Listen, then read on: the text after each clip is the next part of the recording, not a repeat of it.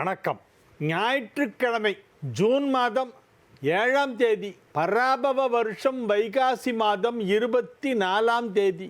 இன்றைய நட்சத்திரம் சதயம், திதி தேய்பிறை சப்தமி, யோகம் சித்த, கடகராசிக்கு சந்திராஷ்டமம், ராகு காலம் 4:30 மணி முதல் 6 மணி வரை, யமகண்டம் பகல் 12 மணி முதல் 1:30 வரை, குளிகை நேரம் பிற்பகல் 3 மணி முதல் 4:30 மணி வரை.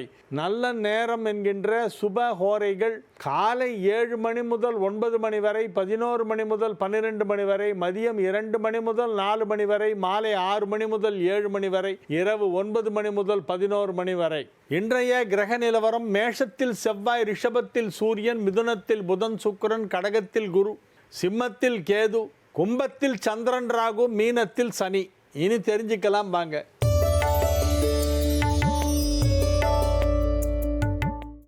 தினசரி மதிய உணவு தயாரானதும் அன்னபூரணி தெய்வத்துக்கு சிறிதளவு சாதத்தை எடுத்து அதில் நெய் விட்டு அன்னபூரணிக்கு நைவேத்தியம் செய்யலாம். பிறகு காகத்திற்கு உணவு வைக்கும் பொழுது 2 சொட்டு நல்லெண்ணெய் விட்டு உணவு வைக்க வேண்டும். காக்காய்க்கு நல்லெண்ணெய் பிடிக்கணும் உங்களுக்கு யார் சொன்னால்? காக்கா சொல்லித்தா. எள் போட்டால் காகம் உண்ணாது, எனவே நல்லெண்ணெய். இது சரிதானா சார்? வெறுமனே சாதம் வச்சா காக்கா சாப்பிடும் சார். காக்காயில் ஒரு 2 பருப்பு வேணால் வைக்கலாம். சாதத்து மேலே 1 ஸ்பூன் பருப்பு ஊற்றி சாதம் வச்சிட்டிங்கன்னா மொட்டை மாடியில் வச்சா காக்கா வந்து சாப்பிட்டு போயிடும். நீங்கள் சொன்ன இந்த விஷயம் நல்லா இருக்குது. டெய்லியே அன்னபூரணி தேவிக்கு, அம்பிகை அன்னபூரணிக்கு சாதத்தை நைவேத்தியம் செய்துவிட்டு நாம் சாப்பிட வேண்டும் சொல்கிறீங்களே, அது ரொம்ப கரெக்டு. அன்னபூரணின்னு இல்லை, டெய்லியே வீட்டில் என்ன பண்ணுவாங்க, சமையல் ஆன உடனே அந்த பாத்திரம் சாதம் வடித்தது இருக்குல்ல, அதை அப்படியே கொண்டு போய் பூஜை ரூமில் வைப்பாங்க. அதில் மேலே கொஞ்சம் 1 ஸ்பூன் நெய், 1 ஸ்பூன் பருப்பு போட்டுட்டு அதை சாமிக்கு காமிச்சிட்டு அந்த காயத்ரி மந்திரம் சொல்லி தண்ணியை சுற்றுவாங்க. ஓம் பூர்பவ சோக தத்ச விதுர்வரேண்யம் பர்கோ தேவஸ்ய திமிஹி தியோயோன பிரச்சோதயாத் அப்படின்னு சொல்லிவிட்டு அதுக்கப்புறமா அதை எடுத்துகிட்டு வருவாங்க. அதுதான் நைவேத்தியம். அப்படி தான் படையல் பண்ணோம்.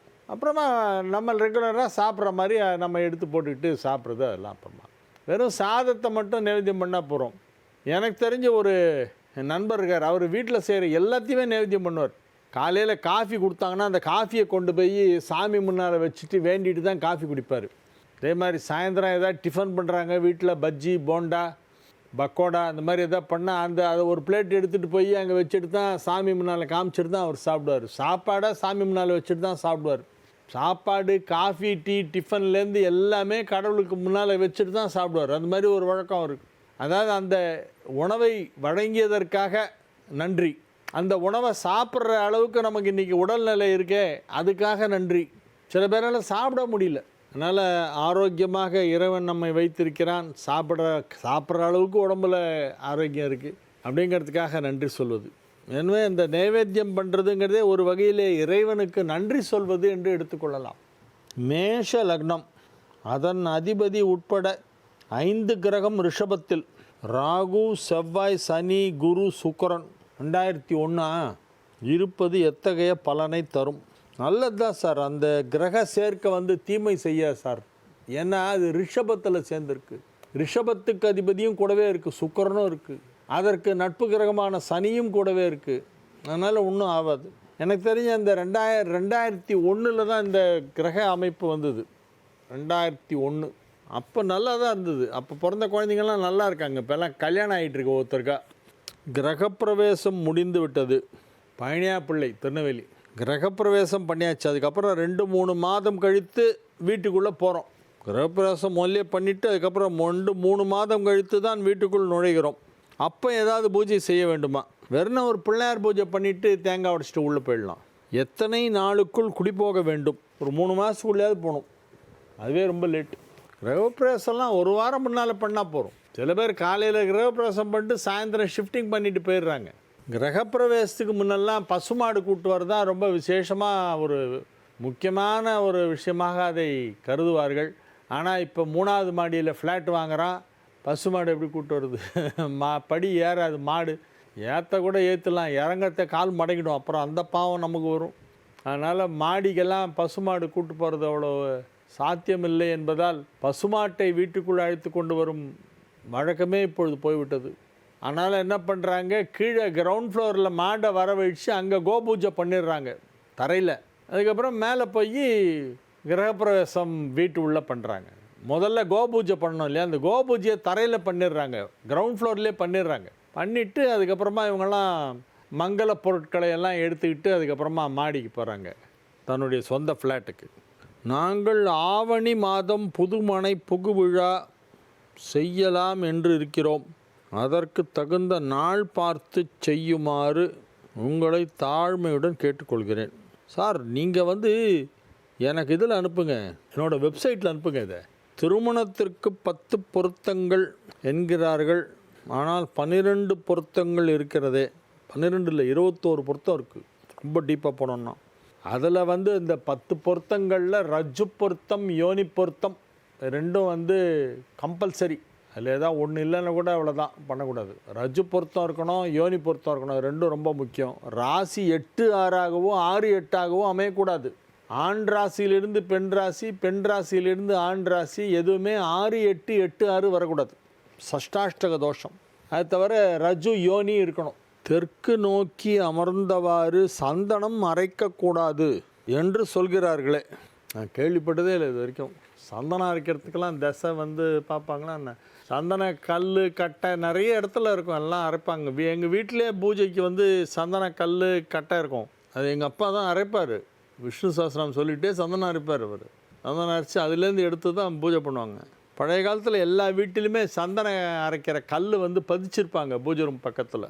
இவர் என்ன கேட்குறாருன்னா, பெண்ணாகடம் ராமச்சந்திரன் தெற்கு பார்த்து உட்காந்து சந்தனம் அரைக்கலாமா?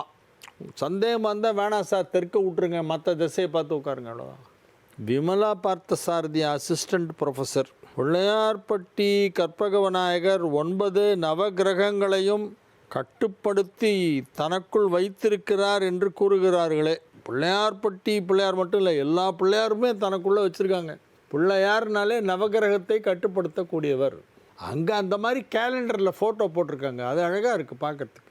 நவகிரகத்தை பிள்ளையாரோடு சேர்த்து கனெக்ட் பண்ணி போட்டு கேலண்டர்லாம் போட்டிருக்காங்க பிள்ளையார்பட்டியில். நான் பார்த்தேன், அது நான் கூட ஒரு படம் வச்சுருந்தேன் அந்த மாதிரி, நவகிரகமும் விநாயகரும் சேர்ந்து இருக்க மாதிரி.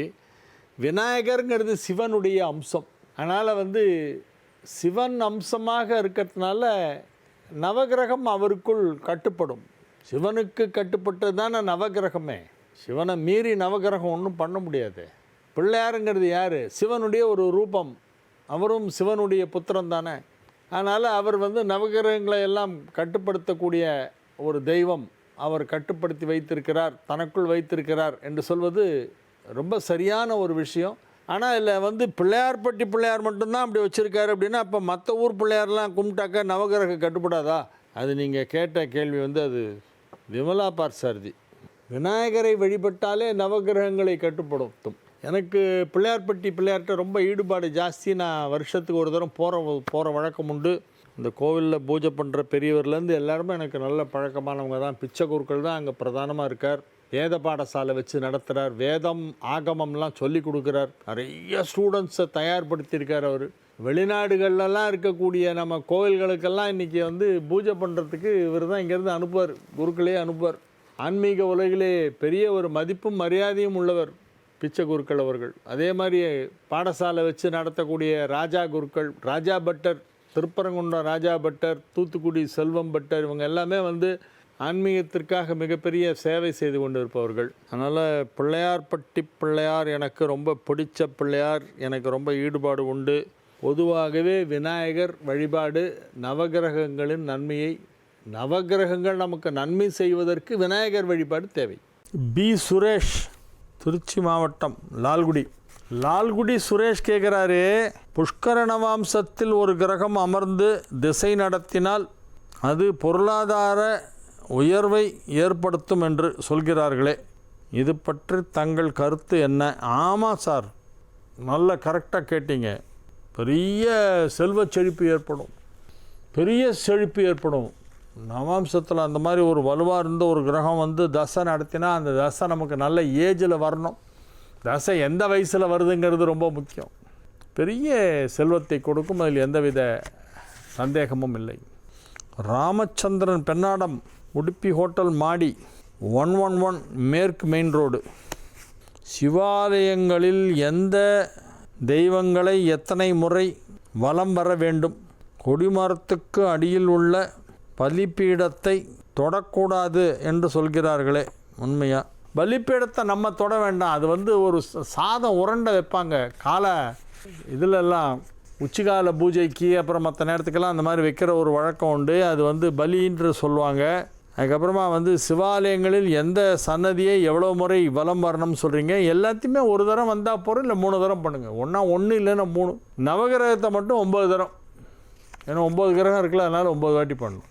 மற்ற சன்னதியெல்லாம் 1 தரம் அல்லது 3 தரம் பண்ணலாம். இறைவனை வணங்கும் பொழுது அழுது அரற்ற வேண்டுமா, இல்லை அமைதியான முறையில் கைத்தொழ வேண்டுமா? அமைதியாக கழுதுவதாலே போகும். நம்ம மனசில் நினச்சிக்கணும் என்னென்ன பிரச்சனையோ அதெல்லாம் மனசில் நினச்சிட்டா அவர் புரிஞ்சுப்பார். அழுது புலம்பி உருண்டு பிறண்டெல்லாம் அழுதெல்லாம் சாமி கும்பிடணுன்னு ஒன்றும் யாரும் சாமி சொல்லவே இல்லை. சில பேர் தேம்பி அழுவாங்க கோயிலில் நின்றுட்டு. அவங்களுக்கு ஏதோ ஃபேமிலியில் பெரிய கஷ்டம் போல் இருக்குது, அதனால் வேறு யார்ட்டையும் சொல்ல முடியல, சொல்லி சன்னதியில் நின்றுட்டு அழுவாங்க, நான் பார்த்துருக்கேன். ஆனால் இறைவன் அழுதா உடனே சீக்கிரம் இறங்கி வருவான்லாம் மட்டும் சொல்லாதீங்க. இறைவன் நல்ல இசைக்கு இறங்கி வருவான். அது அப்பரே ஒரு தேவாரத்தில் சொல்கிறார். அளப்பில கீதம் சொன்னார் கடிகள் தாம் அருளுமாமே. அளப்பில கீதம் சொன்னார் அப்படின்னா பாட்டு பாடினார். கீதம் அப்படின்னா பாட்டு. அடிகள் தான் அருளுமாறே. அடிகள் தான்னா சிவபெருமான் அருளுமாறே. எல்லாத்துக்கும் பலன் சொல்லிகிட்டே வராரு. தூய்மை செய்தால் அதற்கு இந்த மாதிரி ஒரு பலன் கிடைக்கும். மலர்களை கொய்து ஆலயத்திற்கு கொடுத்தால் அதற்கு இப்படி ஒரு பலன் கிடைக்கும். விளக்கு ஏற்றி தீபம் போட்டால் அதற்கு இப்படி ஒரு பலன் கிடைக்கும் அப்படின்னு எல்லாத்துக்கும் சொல்கிறார். இவை எல்லாத்தை விட அதிகமாக அவர் சிறப்பித்து பேசுவது அளப்பில கீதம் சொன்னார் கடிகள் தாம் அருளுமாறே. அதனால் பாடி இறைவனின் புகழை பாடி அவனை பாடினால் அந்த இசைக்கு இறைவன் எளிதில் இறங்கி வருவான். 6ல் சனி இருந்தால் போரில் வெற்றி என்ற ஜோதிட பழமொழிக்கு என்ன அர்த்தம்? 6ஆம் இடம் என்பது எதிரிகளை குறிக்கின்ற இடம். 6ல் சனி இருந்தால் எதிரிகளே இல்லை, இருந்தால் அவர்களை நீங்கள் வென்று விடுவீர்கள், அல்லது எதிரிகள் அவர்களே காணாமல் போய்விடுவார்கள். நம்ம லைஃப்லேயே பார்த்துட்ருக்கோம், லைஃப்பில் எவ்வளோ பேரை தாண்டி வந்திருக்கோம். சில பேர்லாம் நமக்கு ஒரு பீரியடில் டெரராக இருப்பாங்க, இவனால் நமக்கு ஏதோ ஆயிடுமோன்னு பயப்படுவோம். கடைசியில் பார்த்தா அவன் அட்ரஸே எல்லாம் போயிடுவான். அந்த மாதிரி நிறைய பேரை கிராஸ் பண்ணி தான் நான் வந்திருப்போம் வாழ்க்கையில் எல்லாருமே. ஒரு குறிப்பிட்ட நேரத்தில் சில பேர் பவர்ஃபுல்லாக இருப்பாங்க, அதுக்கப்புறம் பார்த்தா அவங்க டம்மி பீஸ் ஆகிடுவாங்க. சுவாமி பெயருக்கே அர்ச்சனை செய்யுங்கள் என்று சொல்கிறார்களே, இது சரியா தவறு? இது சாமி பேருக்கு நீ என்ன அர்ச்சனை பண்ணுறது? அவருக்கு தான் எல்லாமே பண்ணுறோம். மனுஷனுக்கு அர்ச்சனை பண்ணுறோம், சாமி தான் அர்ச்சனை. நாம் செய்கின்ற எல்லா அர்ச்சனைகளும் இறைவனுக்குத்தான் செய்கிறோம், மனிதர்களுக்கு யாரும் செய்யறதே கிடையாது. பேர் நட்சத்திரம் சொல்கிறது ஃப்ரம் அட்ரஸ் போடுறோம், கீழே கையெழுத்து போடணும் இல்லையா, இப்படிக்கு அப்படின்னு, அதுதான் பேர். நீ பேர் நட்சத்திரம் சொல்லி தான் அர்ச்சனை பண்ணணும். பேர் நட்சத்திரம் சொல்லாமல் அர்ச்சனை பண்ணால் அது மொட்டை கடிதாஸ் மாதிரி ஆகிடும். யார் போடுறாங்கன்னு தெரியணும்ல. யார் லெட்டர் எழுதினா கீழே கையெழுத்து போடணுமா வேண்டாமா, இப்படிக்கு. இப்போலாம் புதுசாக இவன் அப்படின்னு 3 சுழி இன்னும் போடுறாங்க. ஏதோ ஒன்று போட்டு கையெழுத்து போடணுமா இல்லையா, அந்த கையெழுத்து தான் உங்கள் பேர் நட்சத்திரம் ராசி கோத்திரம் இதெல்லாம். அது தெரியாதவங்க என்ன பண்ணுவாங்க, சாமி பேருக்கே பண்ணிடுங்கம்பாங்க. ஏன்னா இவங்களுக்கு இவங்களுடைய நட்சத்திரம் கோத்திரம் தெரியாது, அதனால் அப்படி சொல்லுவாங்க. தெரிஞ்சு வச்சுட்டு போய் பண்ணால் நல்லது. ஒளிமயமான எதிர்காலம். உங்கள் ஆன்மீக சந்தேகங்களுக்கு விடை காண நீங்கள் கடிதம் எழுதி அனுப்ப வேண்டிய முகவரி தெரிஞ்சுக்கலாம் வாங்க. Zee Tamil 33B Olympia Platina, SIDCO industrial estate, Guindy, Chennai 600032.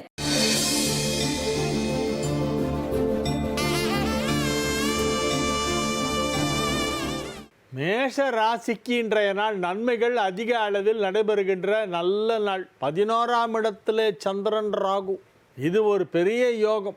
11ஆம் இடத்திலே சந்திரன் இருக்கும் பொழுது எதை செய்தாலும் அது நிச்சயம் வெற்றி பெறும். முக்கியமான ஒரு வேலையை செய்ய வேண்டுமென்றால் எப்பொழுது 11ஆம் இடத்திற்கு சந்திரன் வருகிறது என்று பார் என்று பெரியவர்கள் சொல்வார்கள். 11ல் சந்திரன் வர டைமில் ஆரம்பி சக்ஸஸ் ஆகிடும் அப்படிம்பாங்க வீட்டில் பெரியவங்கள்லாம். அந்த 11ஆம் இடத்திலே சந்திரன் இருக்கும் பொழுது எந்த ஒரு செயலை செய்தாலும் அந்த செயல் வெற்றிகரமாக நடைபெறும். இன்றைக்கி 11ல் சந்திரன் இருக்கு, அதனால் உங்களுக்கு ஃபுல் சக்ஸஸ். இன்றைக்கி நல்ல நாள், மகிழ்ச்சியான நாள். வெற்றிகரமாக உங்கள் பணிகளை செய்து முடிப்பீர்கள். வியாபாரத்திலே நல்ல முன்னேற்றம் ஏற்படும். பணம் கொடுக்கல் வாங்கல் சீராக நடைபெற்று கொண்டிருக்கும். லாபஸ்தானத்திலே சந்திரன் அமர்ந்து கொண்டிருப்பதால் ராகுவோடு இணைந்து ராகுவின் சாரமும் பெற்றிருக்கிறது. அதனால் பணத்தை நிறைய கொடுக்கும். எப்போவுமே சந்திரன் ராகு காம்பினேஷன் யோகம். சந்திரன் கேது அதுக்கு நேர் ஆப்போசிட்டு, கவுத்து விட்டுரும். இன்றைய தினம் சந்திரன் ராகு இணைப்பு 11ஆம் இடத்தில் இருப்பதால் மேஷராசிக்கு எடுத்த காரியம் அனைத்தும் வெற்றி. பொருளாதாரத்தில் நல்ல முன்னேற்றம். ஒரு சிலருக்கு உயர் பதவிகள் கிடைக்க வாய்ப்பு இருக்கிறது. உயர் பதவிகளுக்கு உங்கள் பெயர் பரிந்துரைக்கப்படும். கௌரவ பதவிகள் கிடைக்கும். மேஷராசினருக்கு நல்ல குரு உச்சமாக இருக்கிறதுனால இப்போ கௌரவ பதவிகள், ப்ரெஸ்டீஜியஸான பெரிய பதவிகளெல்லாம் கிடைக்கும். அது பொருளாதார ரீதியாக நன்மை பயக்குமா இல்லையா என்பது வேறு விஷயம். அந்த பாயிண்ட்டுக்குள்ளே நான் வரல. ப்ரெஸ்டீஜியஸ் சோஷியல் ஸ்டேட்டஸ் ஏற்படுத்தக்கூடிய, சமூக அந்தஸ்தை உயர்த்தக்கூடிய சில பதவிகளெல்லாம் மேஷராசிக்கு கிடைக்க வாய்ப்புள்ளது. ரிஷபராசி அன்பர்கள் இன்று மிகுந்த மகிழ்ச்சியுடன் இருப்பார்கள். 2ஆம் இடத்திலே ராசிநாதனாகிய சுக்கிரன் புதனோடு இணைந்திருக்கிறது என்பது அற்புதமான ஒரு யோகம். அனைத்து விதமான நன்மைகளும் நடைபெறுகின்ற நல்ல நாள். ரிஷப ராசினர் இன்றைய தினம் வியாபாரத்திலே மிக சிறப்பான முன்னேற்றத்தை காண்பார்கள். வியாபார வளர்ச்சி மிக சிறப்பாக இருக்கும். ரிஷபராசிக்கு 2ஆம் இடம் வலுப்பெற்று இருக்கிறது. தனஸ்தானம், குடும்பஸ்தானம், தனஸ்தானம், குடும்பஸ்தானம், வாக்குஸ்தானம் எனப்படும் 2ஆம் இடம் வலுப்பெற்று இருக்கிறது. 2இல் சுக்கிரன் புதன் சேர்க்கை. எனவே அது நன்மைகளை செய்யும். குடும்பத்தில் அமைதி ஏற்படும். பொருளாதாரத்தில் நல்ல முன்னேற்றம். பணம் கொடுக்கல் வாங்கல் சிறப்பாக நடைபெற்று கொண்டிருக்கும். எந்தவித தட்டுப்பாடும் இல்லாமல் பணம் வந்து கொண்டே இருக்கும். வரவுக்கேற்ற செலவும் இருக்கும். ஆனால் வரவு இருக்கே, அது போர்மே. எனவே இது ஒரு நல்ல நாள். மிதுன ராசி அன்பர்களுக்கெல்லாம் இப்பொழுது மிக சிறப்பான கிரக நிலவரம் ஏற்பட்டிருக்கிறது. எனவே நன்மைகள் அதிக அளவிலே நடைபெறும். 2ஆம் இடத்திலே குரு உச்சம் பெற்றிருப்பது ஒரு பெரிய யோகம். தனஸ்தானத்திலே தனகாரகன் குரு உச்சம். 2ல் குரு பெரிய யோகம். அதுலேயும் மிதுன லக்னத்துக்கு 2ல் குரு உச்சங்கிறது ரொம்ப பெரிய யோகம். மிக மிக சிறப்பான நன்மைகள் எல்லாம் நடைபெறுகின்ற நல்ல நாளாக மிதுன ராசிக்கு இன்றைய நாள் விளங்கும். 2ஆம் இடத்திலே வியாழன் வலுவாக அமர்ந்திருப்பதால் நீங்கள் சொல்வதை அனைவரும் ஒத்துக்கொள்வார்கள். உங்களுடைய கருத்துக்கு யாரும் மாற்று கருத்தே கூற மாட்டார்கள். நீங்கள் என்ன சொன்னாலும் அதை ஆமோதிப்பதற்கு அனைவரும் தயாராக இருப்பார்கள். அது உங்கள் இல்லத்தில் மட்டுமல்ல, உங்கள் அலுவலகத்திலும் கூட, வெளிவட்டாரங்களிலும் கூட நீங்கள் சொன்னால் அதை உடனடியாக சம்மதம் தெரிவித்து ஆமாம் கரெக்டு அப்படியே பண்ணலாம் என்று எல்லோரும் ஏற்றுக்கொள்வார்கள். உங்கள் கருத்துகள் உலகில் பலராலும் ஏற்றுக்கொள்ளப்படும். உங்கள் கருத்துக்களை மற்றவர்கள் ஏற்றுக்கொள்வார்கள் என்பதே உங்களுக்கு ஒரு வெற்றி. எனவே இது ஒரு நல்ல நாள். கடக ராசிக்கு இன்னைக்கு சந்திராஷ்டமம். இன்று முழுவதும் சந்திராஷ்டமம் இருக்கிறது கடகராசிக்கு. கடகராசிக்கு நாளைக்கு ராத்திரி வரைக்கும் இருக்குது சந்திராஷ்டமம்.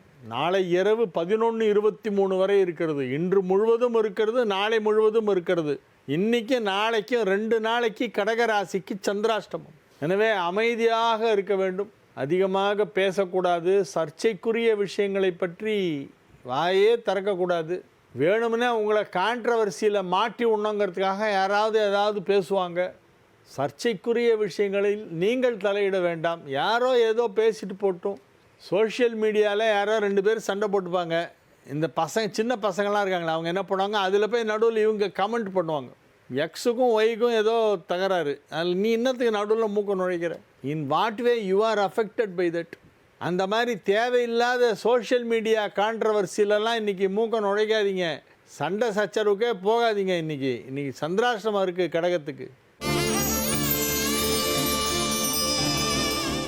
சிம்ம ராசி அன்பர்கள் இன்று மிகுந்த மகிழ்ச்சியுடன் காணப்படுவார்கள்.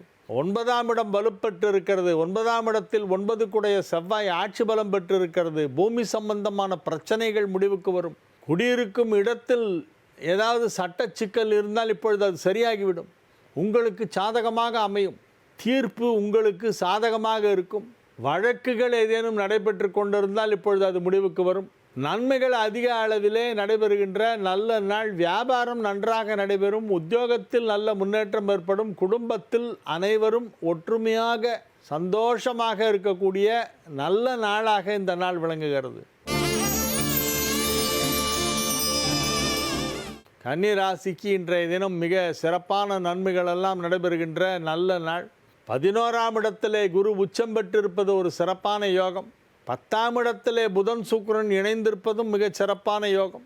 ஆனால் 8ல் செவ்வாய் சும்மா இருக்காது. ஏதாவது வயிற்று வலி இடுப்பு வலின்னு ஏதாவது ஒன்று கிளப்பி விட்டுக்கிட்டே இருக்கும். அதனால் ஆரோக்கியத்தை பத்திரமாக பார்த்து கொள்ள வேண்டும். அஷ்டமாதிபதி வலுப்பெற்றிருப்பதால் இடுப்பில் பிரச்சனை வரும். ஹிப்பில் தான் ப்ராப்ளம். வயிறு, தொப்பை, இடுப்பு இந்த பகுதிகளில் ஏதாவது ஒரு சின்ன இன்ஃபெக்ஷன் இல்லைன்னா வலி ஏதாவது ஒரு உபத்திரவம் அதில் இருக்கும். அதனால் அதற்கு தகுந்தாற்போல் உங்கள் ஆரோக்கியத்தை பத்திரமாக பார்த்து கொள்ளுங்கள். துளாராசி அன்பர்களெல்லாம் இன்றைய தினம் மிகுந்த உற்சாகத்துடன் காணப்படுவார்கள். கலகலப்பாக சிரித்து பேசி மகிழக்கூடிய நல்ல நாளாக இந்த நாள் துலாமிற்கு விளங்குகிறது. விழுந்து விழுந்து சிரிப்பீங்க. அந்த மாதிரி ஒரு நகைச்சுவை உணர்வு மிக்கவர்களோடு சேர்ந்து பழகுவீர்கள். நல்ல சென்ஸ் ஆஃப் ஹியூமர் இருக்கிறவங்கலாம் வருவாங்க உங்களை பார்க்க.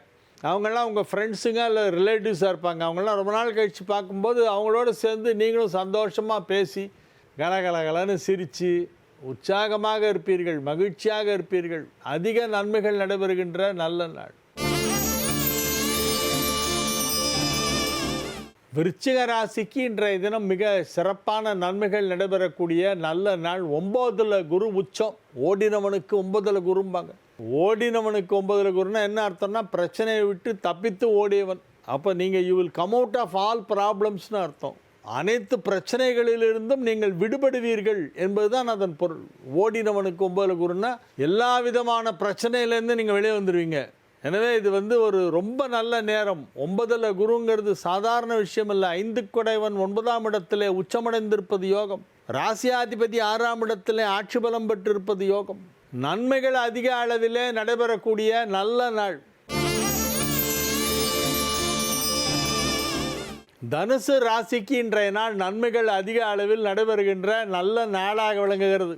தனுசு ராசிக்கு 5ஆம் இடத்திலே 5 குடைவன் ஆட்சி பலம் பெற்றிருப்பதால் பதவி உயர்வு கிடைக்கும். 5ஆம் இடம் என்பது பதவியை குறிக்கும்.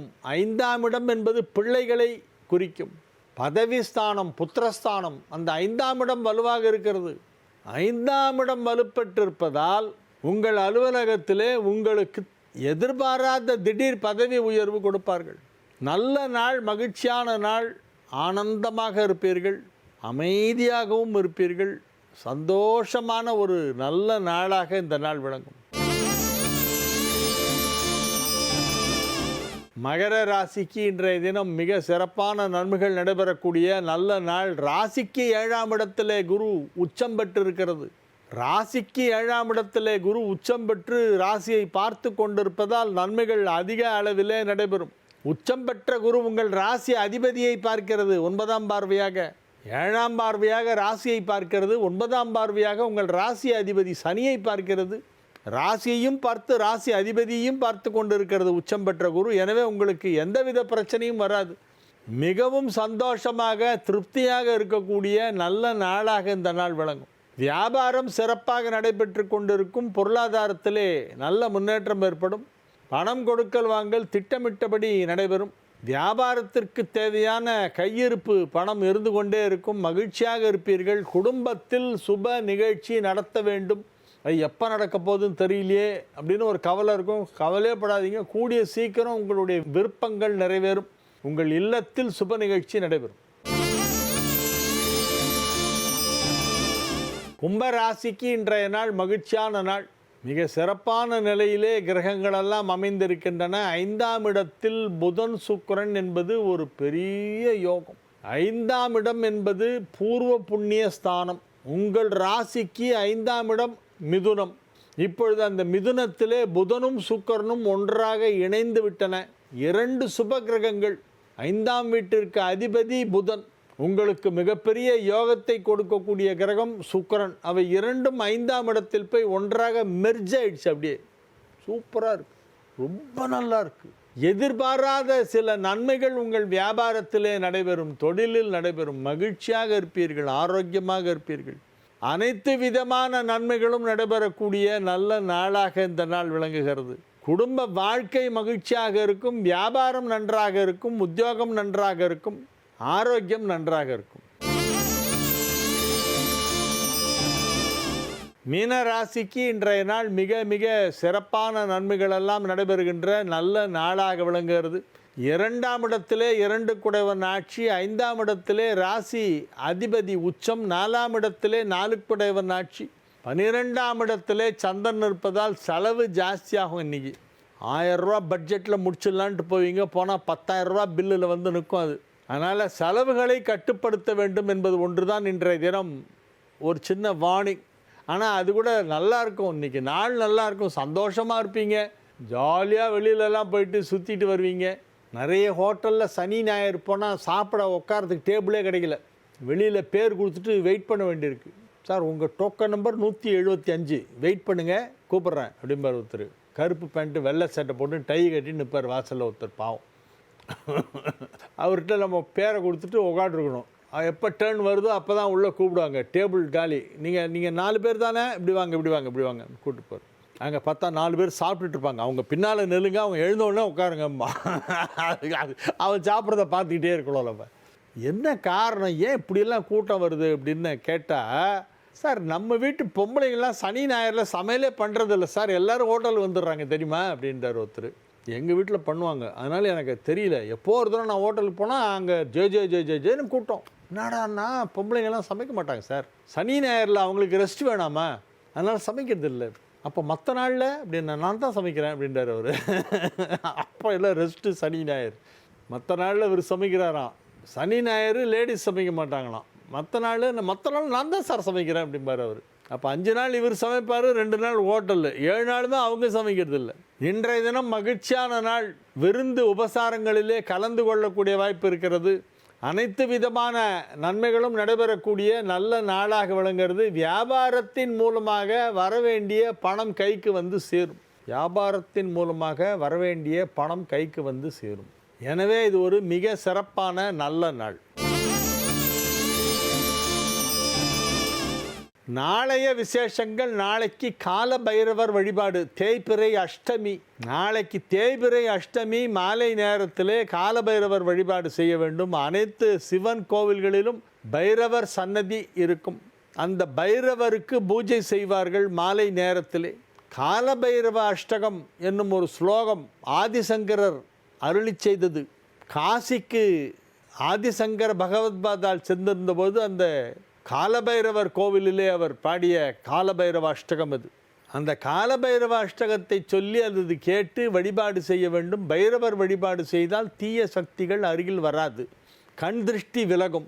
ஏதாவது நெகட்டிவ் ஃபோர்ஸ் இருந்ததுன்னா அது நம்ம பக்கத்திலே வராது. காலபைரவரை நம்ம கும்பிட்றது எல்லா விதத்துக்கும் நமக்கு நல்லது. வாழிய செந்தமிழ், வாழ்க நற்றமிழர், வாழிய பாரத மணித்திருநாடு. வந்தே மாதரம், வந்தே மாதரம், வந்தே மாதரம். மீண்டும் நாளை நிகழ்ச்சியிலே உங்களை சந்திக்கும் வரை உங்களிடமிருந்து விடைபெற்றுக் கொள்வது உங்கள் வழிகாட்டி ஜோதிடர் கலைமாமணி ஹரிகேசநல்லூர் வெங்கட்ராமன். வணக்கம்.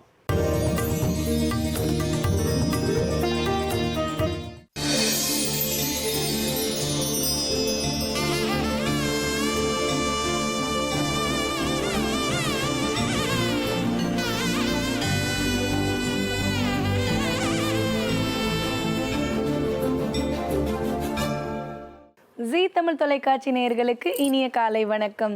ஓம்காரம் நிகழ்ச்சிக்கு உங்களை அன்புடன் வரவேற்கிறோம். உங்களுடைய வாழ்க்கையில் ஏற்படும் பிரச்சனைகளை சரி செய்யவும், மென்மேலும் வளர்ச்சியடையவும், ஜாதக ரீதியான சந்தேகங்களுக்கு விடை காணவும் யோக ஆஞ்சநேயர், சக்தி பீடம், அனுமன் உபாசகர், ஜோதிட சிம்மம், திருவல்லிக்கேணி சுவாமி கண்ணன் பட்டாச்சாரியா சப்தரிஷி வாக்கியம் மூலம் உங்களுடைய சந்தேகங்களுக்கு தீர்வளிப்பார். வணக்கம் சுவாமிஜி. நாராயண. இன்றைய நாள் எப்படி இருக்க போகுது? இன்னைக்கு நம்ம பண்ண வேண்டிய பூஜைகள், பரிகாரங்கள் பற்றி சொல்லுங்க சுவாமிஜி. ஸ்ரௌதத்மார்தாதிகம் கர்மநிகிலம் ஏன சூத்ரீதம் தஸ்மை சமஸ்த வேதார்த்த விதே விக்னசே நமஹ. வக்ரதுண்ட மகாகாயா சூரியகோடி சமப்பிரபா நிர்விக்னம் குருமே தேவா சர்வகாரேஷு சர்வதாம். யோகப்பட்டேன பத்தாங்கம் திரிநேத்திரம் சாந்த விக்கிரகம் தியாயே சமஸ்த தோஷக்னம் பாதாத்மஜ மகல்மஷம் கிருஷ்ணம் வந்தே ஜெகத்குரும். ஜெயந்தி மங்களா காளி பத்ரகாளி கபாலினி துர்கா க்ஷமாதிவாதாத்ரி ஸ்வாகா சோதா நமோஸ்துதே. குரு பிரம்மா குரு விஷ்ணு குருதேவோ மகேஸ்வரः குரு சாட்சாத் பரம்பிரம்மா தஸ்மை ஸ்ரீ குரவே நமக. அஸ்மத் குருபியோ நமக விகணச மகா குரவே நமக. அனுமன் சுவாமிகள் ஆசிகளுடன். மங்களகரமான பராபவ வருடம் வைகாசி மாதம் 24ஆம் தேதி 7/6/2026 ஞாயிற்றுக்கிழமையான இன்று பல நல்ல ஜோதிட ஆன்மீக விஷயங்களை பேசலாம். அவனருளாலே அவன் தாள் வணங்கி இந்நாள் இணைய நாளாகட்டும். ஓம்காரம் பகுதியில் தினந்தோறும் ஜோதிடம் ஆன்மீகம் சம்பந்தமான தகவல்கள் பார்த்துட்ருக்கோம். அந்த வகையில் கோச்சாரத்தில் சனி பகவான் பயிற்சி ஆனதுக்கு பிறகு பயிற்சியான அன்னையிலே சிலருக்கு வேலை கிடைக்கிறது, நன்மைகள் நடக்கிறதெல்லாம் பார்க்குறோம். ஆனால் சிலருக்கு பயிற்சி ஆனதுக்கு பிறகும் கூட பிரச்சனைகள் தொல்லைகள் வரதை பார்க்குறோம். இதுக்கு ஏதாவது பரிகாரங்கள் பண்ண முடியுமா அப்படின்றத பற்றின விளக்கம் எங்களுக்கு கொடுங்க சுவாமிஜி. பொதுவாக உலகத்தில் இரவும் பகலும் எப்படி மாறி மாறி வருதோ அதே மாதிரி சுகமும் துக்கமும் மாறி மாறி தான் வர செய்யும். கோட்சாரம் அப்படின்னு சொல்கிறது, இப்போ நீங்கள் ஒவ்வொரு முறையும் தினமும் இன்றைக்கி பார்த்தீங்கன்னா சந்திரன் 2.25 நாள் ஒரு வாட்டி மாறுவார். சில கிரகம் 30 நாளைக்கு ஒரு வாட்டி மாறும். ராகு கேது 1.5 வருஷத்துக்கு ஒரு வாட்டி மாறுவார். குரு 1 வருஷத்துக்கு ஒரு வாட்டி மாறுவார். சனி தோராயமாக 2.5 வருஷத்துக்கு ஒரு வாட்டி மாறுவார். இப்படி கிரகங்கள் சஞ்சாரம் பண்ணுறதை கோட்சாரம்னு சொல்கிறோம். ஜனன ஜாதகம்னு சொல்லும்பொழுது அதில் பிறக்கும்பொழுது எப்படி இருந்ததோ அதுக்கப்புறம் மாற்றம் கிடையாது. ஜனன ஜாதகத்தில் ஜனன லக்னத்தை வச்சு பலாபலன்கள் சொல்ல ஆரம்பிச்சிருவான் தசா புத்திகளை கொண்டு. இப்போ இந்த சனி பெயர்ச்சி ஆன உடனே தொல்லை வருதுன்னு சொல்கிறதுக்கும், சில பேருக்கு அந்த சனி பெயர்ச்சியால் வரக்கூடிய தொல்லை தெரியாமல் இருக்கிறதுக்கும் நிறைய காரணங்கள் உண்டு. பரிகாரத்தை அப்புறம் சொல்கிறோம். அது காரணம்னு சொன்னீங்கன்னா, ஒரு முறை தேவலோகத்தில் வாத பிரதிவாதம்லாம் நிறைய பண்ணுறான். ப்ரகஸ்பதி தேவலோகத்தில் தேவகுரு ப்ரகஸ்பதி அவர் என்ன சொல்கிறாரோ அங்கே அது சட்டம். அங்கே சனி பகவான் இருக்கார், அங்காரகன் எல்லா கிரகங்களும் இருக்கா. அப்போ இந்த பஞ்சாங்கம் கணிக்கிறத பற்றி ஒரு கேள்வி வரும்போது, இந்த பூலோகத்தில் உஜ்ஜயினின்ற தேசத்தில் அங்கே ஒரு பெரிய அரண்மனையில் காளிதாசன்னு காளியோட அருள் பெற்ற ஒருத்தர் இருக்கார். பஞ்சாங்கம் கணிக்கிறதுல அவர் ரொம்ப கெட்டிக்காரர்னு சொல்கிறார். இதில் ப்ரகஸ்பதி சொன்ன உடனே சனி பகவானுக்கு ஒரு சின்ன ஒரு சலசலப்பு. அது என்ன அப்படி ப்ரகஸ்பதி சொல்கிறாரு, அவ்வளோ துல்லியமாக பஞ்சாங்கம் கணிக்கக்கூடியவா இருப்பார் பூலோகத்தில். சரி, நாம் போய் அவரை பார்த்தா என்னன்னு ஆர்கியூமெண்ட் வருது. நான் போய் நேராக போய் பார்க்குறேன். தர்க்கவாதத்தில் சனி ஒரு முடிவை சொல்கிறார். நான் போய் நேரில் பார்க்க போகிறேன் அவரன்னு வரார். அப்போ நதிக்கரை ஓரமாக வரும்பொழுது இந்த ஆடு மாடுகளை மேய்ச்சிருந்த ஒரு இடையில பார்க்குறேன். அந்த காலத்துலலாம் மேய்ச்சல் காடு உண்டு. ஆடுகள்லாம் மேயும், மாடு மேயும், மேய்ச்சல் புறம்போக்குன்னுவான். இந்த ஆடு மாடெல்லாம் மேய்ஞ்சிருக்கு. அங்கே ஒருத்தர் மேய்க்கிற இடையம் ஒருத்தர் உட்காந்துருக்காரு. அவர் ஒரு 15-20 வயசு இருக்கும், சிறு வயசு தான். சரி, இவர் போகிறார். உடனே காளிதாசனோட வீடை இங்கே கேட்டால் பயது இவருக்கு தெரிஞ்சிருக்கலாம். ஏன்னா அந்த காலத்தில் தபால்காரர் மாதிரி இந்த மருத்துவர், இந்த பால், அந்த யாதவர், இவாளுக்கெல்லாம் அந்த ஊர் உள்ள இருக்க எல்லாரை பற்றி தகவல் தெரியும். அதனால் கேட்கலான்னு இவர்கிட்ட போயிட்டு காளிதாசனோட வீடு எங்கேன்னு கேட்குறார். அப்போ அந்த பையன் எதுக்காக கேட்குறீங்கன்றான். இல்லை, இப்போ காளிதாசன்கிட்ட ஒரு கேள்வி கேட்கலான்னு போகிறேன், அவர் என்ன பதில் சொல்கிறாருன்னு தெரிஞ்சுக்கணும், பஞ்சாங்க விஷயமான்றார். அவர்கிட்ட போய் பஞ்சாங்க விஷயமா ஏன் சந்தேகம் கேட்குறீங்க, எங்கிட்டே கேட்கலாமே, அவர் வீட்டு ஆடு மாடு நான் தான் மேய்க்கிறேன்னா. அப்போ உனக்கு அவ்வளோ அறிவு இருக்கா, இப்போ சனி எங்கே இருக்காருன்னு சொல்லுன்னா. உடனே அந்த கீழே கட்டம் தரையில் போட்டு ஏதோ ஒரு கணக்கு போட்டுட்டோம். சனி பகவான் உஜ்ஜயினி நதிக்கரையோரம் ஒரு இடையனோட பேசிகிட்டு இருக்கான் அப்படின்னு சொல்லிட்டாராம். உடனே சனி பகவானுக்கு அதிர்ச்சியாக போய், காளிதாசன் வீட்டில் இருக்கக்கூடிய ஆடு மாடு மேய்க்கக்கூடியவர் கூட இவ்வளவு அறிவு இருந்ததுன்னா இது எதிர்காலத்தில் ரொம்ப ஆபத்துன்னு, கலியுகத்தில் இனி ஜோதிடம் ஓரளவு 10% பழிக்காமையே போகட்டும்னு சபிச்சிட்டாருன்னு சொல்லுவான்னுவா. எதுக்கு இதை சொல்ல வரோன்னா, சனி பகவானோட சாபம் இந்த இடத்துல இருக்குன்னு சொல்கிறதுக்காக வந்தோம். இப்போ சனி பயிற்சி ஆகும்பொழுது சில பேருக்கு ஏன் கஷ்டம் வருது, சில பேர் ஏன் சௌக்கியமாக இருக்கான்னா, தசாபுத்திகள் சிறப்பாக இருக்கக்கூடியவாளுக்கு சனி பயிற்சியோ குரு பயிற்சியோ அதிக கஷ்டத்தை கொடுக்காது. யாருக்கு தசா புத்திகள் பலகீனமாக இருக்கோ அவளுக்கு அந்த கஷ்டங்கள் தெரியலாம். நடக்கக்கூடிய தசா புத்திகள் 90% தசா புத்திகளை அனுசரித்து தான் நல்ல பலனோ கெட்ட பலனோ. கோட்சாரம்ன்றது 10% தான். அதனால தான் அஷ்டம குருவை பற்றிலாம் அதிகமாக அஷ்டம சனியை பற்றி இதெல்லாம் பயப்பட வேண்டாம்னு சொல்லுவேன். ஆனால் அப்படி ஒரு வேளை இந்த சனி பெயர்ச்சிகளால் சிரமங்களை அனுபவிக்கிறான்னா சனிவார விரதம்னு இருக்கிற வழக்கம் உண்டு. 8 சனிக்கிழமை சனிவார விரதம் இருப்பாள்.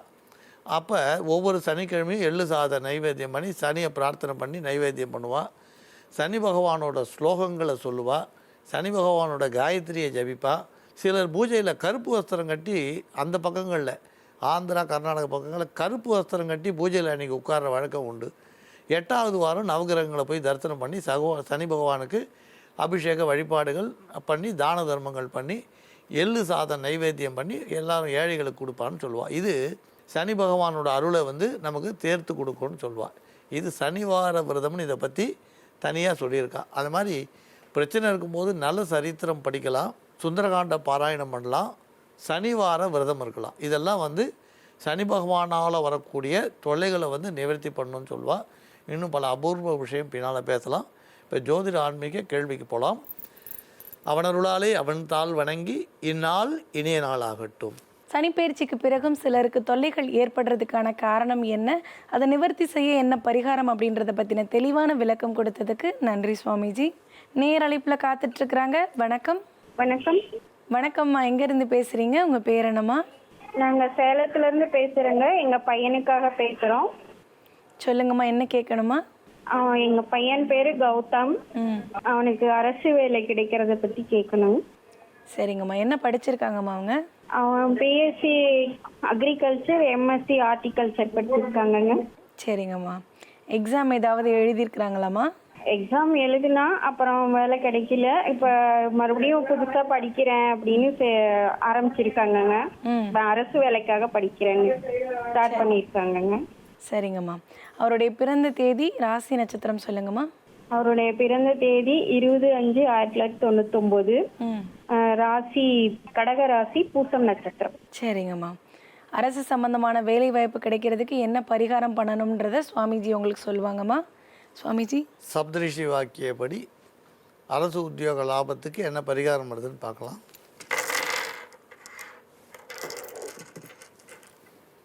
சில எளிய பரிகாரங்கள் சொல்கிறோம். கட்டாயம் அவருக்கு அரசு உத்தியோகம் கிடைக்கும். நீங்கள் ஒவ்வொரு மாதமும் அவரோட ஜென்ம நட்சத்திரம் தோறும் முருகப்பெருமான் வழிபாடு உங்கள் இல்லத்திலேயே பண்ணிவிடுவாங்க. இல்லை முருகப்பெருமானை போய் தரிசனம் பண்ண சொல்லுங்கள். அதேமாதிரி வருஷத்தில் ஒரு முறை ஏதாவது ஒரு அறுபடை வீட்டுக்கு போய் முருகனை தரிசிக்க சொல்லுங்கள். அரசு வேலை சம்பந்தமான பணம் கட்டுறது, முயற்சிகள் எடுக்கிறது எதுவாக இருந்தாலும் புதன்கிழமைக்கு முக்கியத்துவம் கொடுக்க சொல்லுங்கள். கட்டாயம் அவருக்கு அரசு வேலை அமைய வாய்ப்பு உண்டு. நம்புங்கள், நல்லதே நடக்கும். அரசு வேலை வாய்ப்பு அமைய நல்லதொரு பரிகாரம் சொன்னதுக்கு நன்றி சுவாமிஜி. மங்களானி பவந்து. யோக ஆஞ்சநேயர் சக்தி பீடம் அனுமன் உபாசகர் ஜோதிட சிம்மம் திருவல்லிக்கேணி சுவாமி கண்ணன் பட்டாச்சாரியா சப்தரிஷி வாக்கியம் மூலம் உங்களுடைய சந்தேகங்களுக்கு தீர்வளிப்பார். உங்களுடைய சந்தேகங்களுக்கு விடை காண 7305509333 என்ற வாட்ஸ்அப் எண்ணிற்கு மெசேஜ் அனுப்புங்கள். நாங்கள் உங்களை தொடர்பு கொள்வோம்.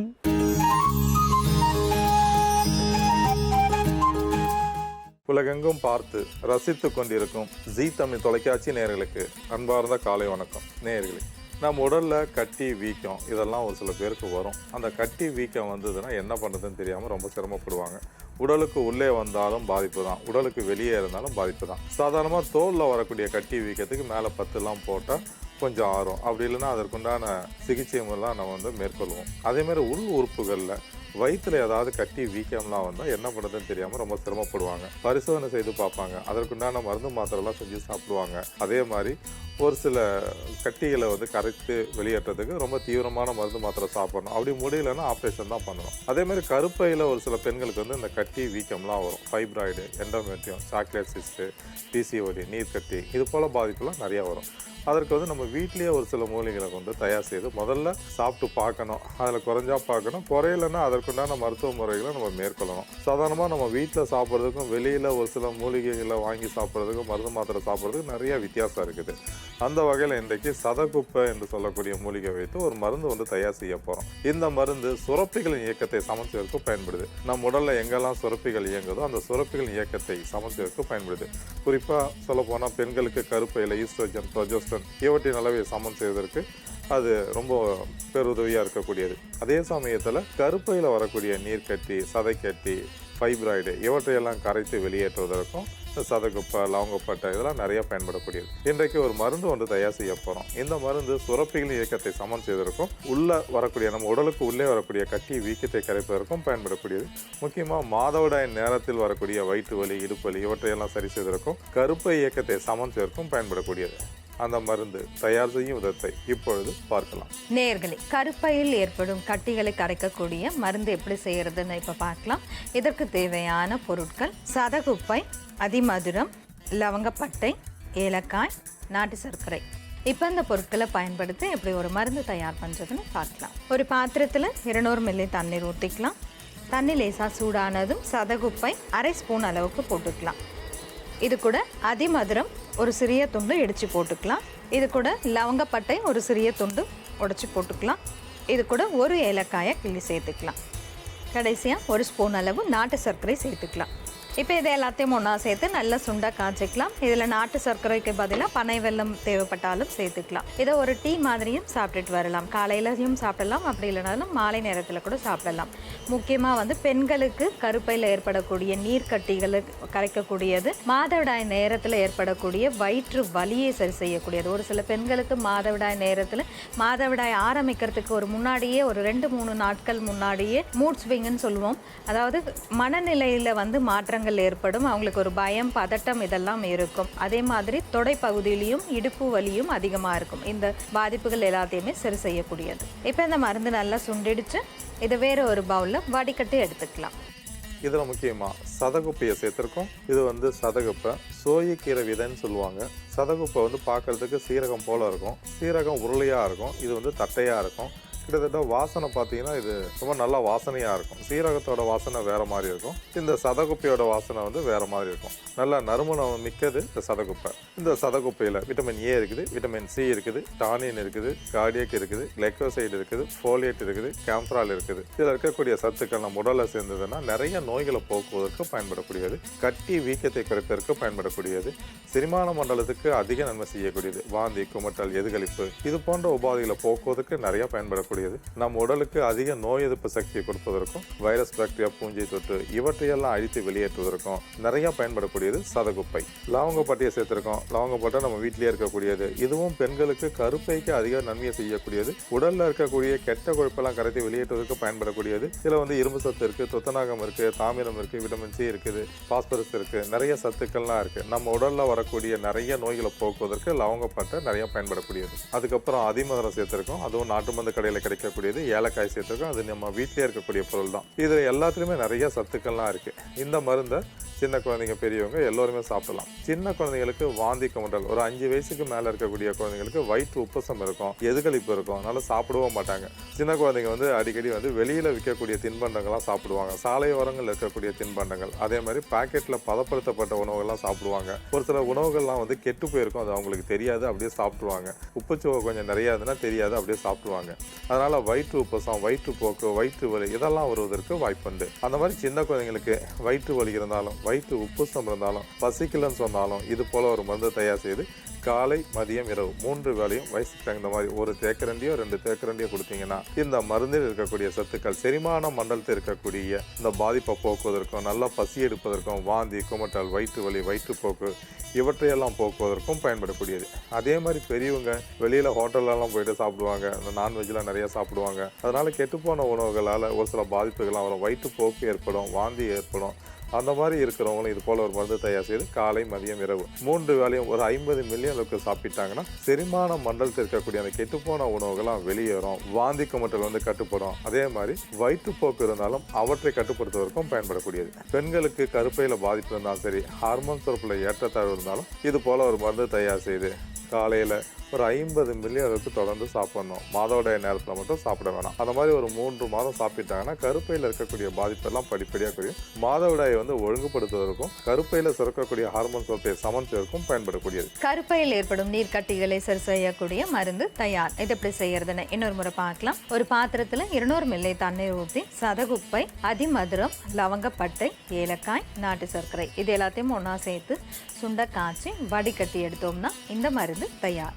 நேயர்களை எளிதில் கிடைக்கக்கூடிய பொருட்களை கொண்டு இது போல ஒரு மருந்து தயார் செய்து பாதிப்பு இருக்கிறவங்க பயன்படுத்தி பயனடையுமாறு கேட்டுக்கொள்கிறேன். நேயர்களே, இன்றைய ஆரோக்கிய குறிப்பு. அடிக்கடி நாம் தர்பூசணி பழத்தை சாப்பிட்டுட்டு வரணும். தர்பூசணி பழம் ஒரு சில சீசன்களில் தான் கிடைக்கும், ஒரு சில சீசனில் கிடைக்காது. கிடைக்கும் போது நல்ல பழமாக பார்த்து தேர்ந்தெடுத்து அதை அடிக்கடி சாப்பிட்டுட்டு வந்தோம்னா பெருங்குடலில் ஏற்படக்கூடிய நோய்கள் எதுவுமே ஏற்படாது. குடலுக்கு நல்ல சத்து கொடுக்கும், குடல் இயக்கத்தை சமன் செய்யக்கூடியதாக இருக்கும். அதே சமயத்தில் இதயத்திற்கும் பலத்தை கொடுக்கக்கூடியது. சின்ன வயசுலேருந்தே குழந்தைங்களுக்கு இந்த தர்பூசணி பழத்தை சாப்பிட்றதுக்கு பழக்கம் பண்ணி கொடுங்க. இன்றைக்கி இருக்கிற குழந்தைங்க எல்லாருமே பழங்களை அப்படியே ஜூஸாக போட்டு கொடுத்தா மட்டும்தான் சாப்பிட்றாங்க. அந்த பழத்தை அப்படியே மென்று சாப்பிட்றது கிடையாது. பழத்தை அப்படியே மென்று சாப்பிட்றது தான் ரொம்ப நல்லது. ஜூஸ் சாப்பிட முடியாத சூழ்நிலையில் மட்டும்தான் அதை ஜூஸாக போட்டு குடிக்கணும். மற்ற நேரத்தில் பழங்களை அப்படியே சாப்பிட்றது ரொம்ப நல்லது.